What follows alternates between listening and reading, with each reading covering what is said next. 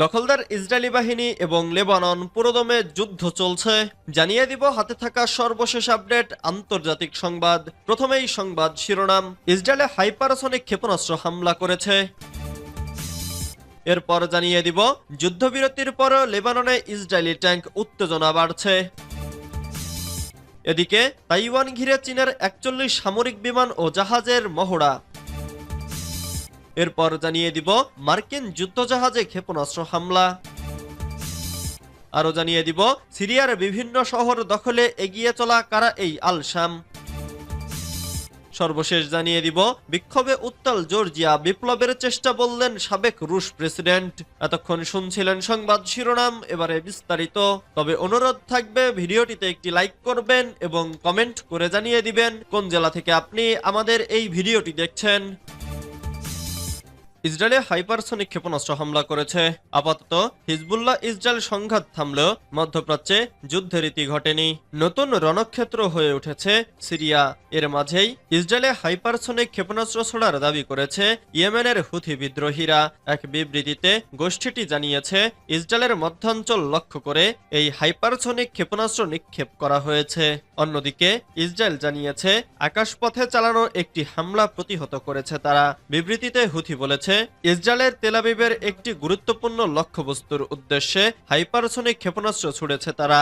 এই ক্ষেপণাস্ত্রের নাম প্যালেস্টাইন 2। হুথির দাবি এই হাইপারসনিক ক্ষেপণাস্ত্রটি ইয়েমেনে তৈরি। অপরদিকে ইসরায়েলের সশস্ত্র বাহিনীর বিবৃতিতে বলা হয় ইয়েমেন থেকে আকাশপথে একটি হামলা চালানো হয়েছিল। ইসরায়েলের ভূখণ্ডে প্রবেশের আগেই সেটিকে প্রতিহত করেছে তাদের বিমান বাহিনী। রবিবার সকালে ইসরায়েলের বিভিন্ন এলাকায় সাইরেনের শব্দ শোনা যায়। গত বছরের অক্টোবরে ফিলিস্তিনের গাজা যুদ্ধ শুরুর পর থেকে ইসরায়েল লক্ষ্য করে ক্ষেপণাস্ত্র ও ড্রোন হামলা চালাচ্ছে হুথি।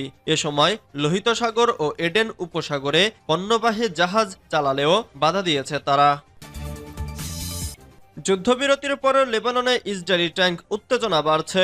ইসরায়েলের 4টি ট্যাঙ্ক শুক্রবার লেবাননের সীমান্ত গ্রাম খিয়ামের পশ্চিমাংশে প্রবেশ করেছে। লেবাননের সরকারি সংবাদ সংস্থা জানায় এই ঘটনা বুধবার থেকে কার্যকর হওয়া যুদ্ধবিরতি পরিস্থিতিকে উত্তপ্ত করেছে। এর আগে যুদ্ধবিরতির ঘোষণা হওয়ার পর মঙ্গলবার রাতে হিজবুল্লাহ উত্তর ইসরায়েলে সেনা অবস্থানের ওপর হামলা চালায়। ইরান সমর্থিত এই গোষ্ঠী জানায় তারা সেতুলা ও কিরিয়াত সিমোনা এলাকায় ইসরায়েলি বাহিনীর ওপর রকেট নিক্ষেপ করেছে। এতে যুদ্ধবিরতির শর্ত লঙ্ঘন হয়। বুধবার ভোর 4টা থেকে ইসরায়েল এবং হিজবুল্লাহর মধ্যে 1 বছরের বেশি সময় ধরে চলা সংঘর্ষের একটি যুদ্ধবিরতি কার্যকর হয়। যুদ্ধে হাজার হাজার মানুষ নিহত হয়েছে এবং লক্ষাধিক মানুষ ঘর ছাড়া হয়েছে। যুদ্ধের সময় ইসরায়েলি বিমান হামলায় লেবাননের অনেক অঞ্চল ধ্বংসস্তূপে পরিণত হয়েছে। হিজবুল্লাহর সঙ্গে লড়াই করতে ইসরায়েল সীমান্ত জুড়ে সেনা মোতায়েন করেছে।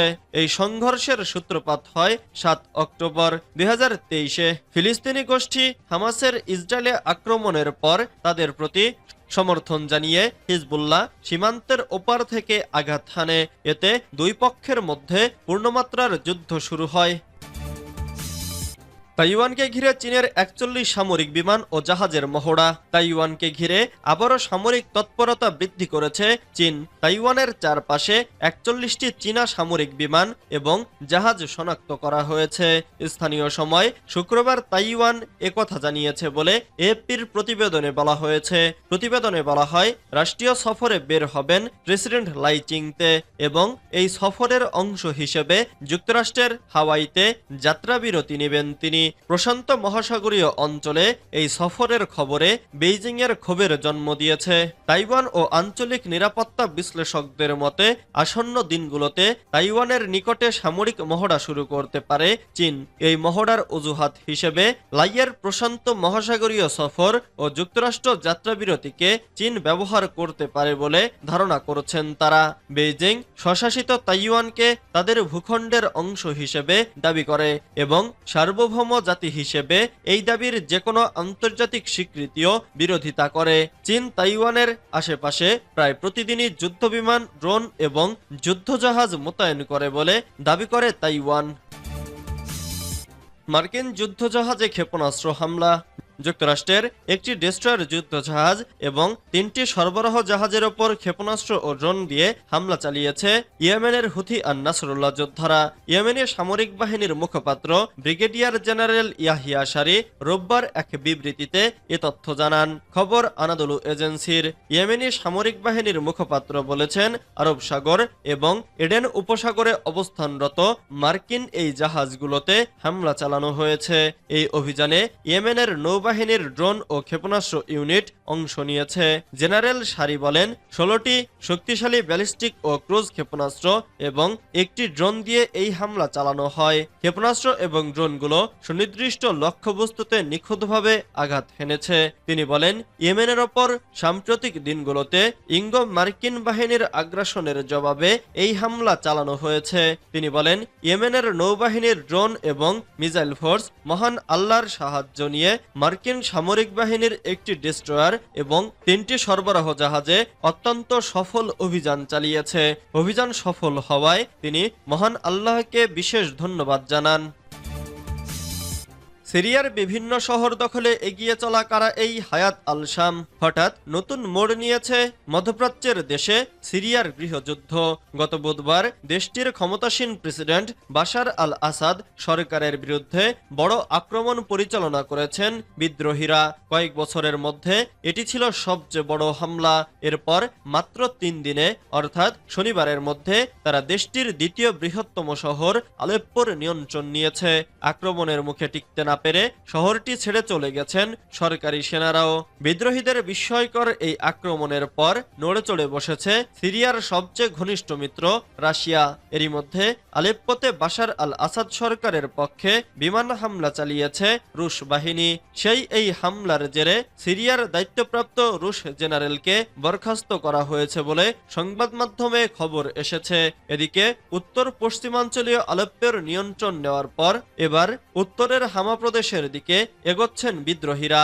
বাশার সরকারের বিরুদ্ধে সাম্প্রতিকতম এই আক্রমণে নেতৃত্ব দিচ্ছে ইসলামপন্থী সশস্ত্র বিদ্রোহী গোষ্ঠী হায়াত তাহরির আল শাম। 1 দশকের বেশি সময় ধরে চলা সিরিয়া যুদ্ধে যুক্ত থাকার দীর্ঘ ইতিহাস রয়েছে তাদের। বিক্ষোভে উত্তাল জর্জিয়া, বিপ্লবের চেষ্টা বললেন সাবেক রুশ প্রেসিডেন্ট। সরকার বিরোধী বিক্ষোভে উত্তাল হয়ে উঠেছে জর্জিয়া। রাজধানী তিবিলিসিতে পার্লামেন্ট ভবনের সামনে বিক্ষোভকারীদের সঙ্গে পুলিশের সংঘর্ষ ঘটেছে। এতে অন্তত 40 জন আহত হয়ে হাসপাতালে ভর্তি হয়েছে। দেশটির চলমান এই বিক্ষোভকে বিপ্লবের চেষ্টা বলে মন্তব্য করেছেন রাশিয়ার সাবেক প্রেসিডেন্ট দিমিত্রি মেদভেদেভ। সংবাদ মাধ্যমের প্রতিবেদন থেকে জানা গেছে, জর্জিয়ার অন্তত 8টি শহরে ছড়িয়ে পড়েছে বিক্ষোভ। শহরের বিভিন্ন সড়ক অবরোধ করেছে বিক্ষোভকারীরা। সেই সঙ্গে পটির কৃষ্ণসাগর বন্দরে প্রবেশ বন্ধ করে দিয়েছে। স্থানীয় সময় রবিবার রাতেও পার্লামেন্ট ভবনের সামনে পুলিশকে লক্ষ্য করে বিক্ষোভকারীরা আতশবাজি ছোড়েন। বিক্ষোভকারীদের হঠাতে জলকামান ব্যবহার করে পুলিশ। তাতেও কাজ না হলে কাঁদানে গ্যাস ও রাবার বুলেট ছোড়ে বিক্ষোভকারীদের ছত্রভঙ্গ করে দেওয়া হয়। ইউরোপীয় ইউনিয়নে যোগ দেওয়ার আলোচনা স্থগিত করায় কয়েকদিন ধরেই এই বিক্ষোভ চলছে।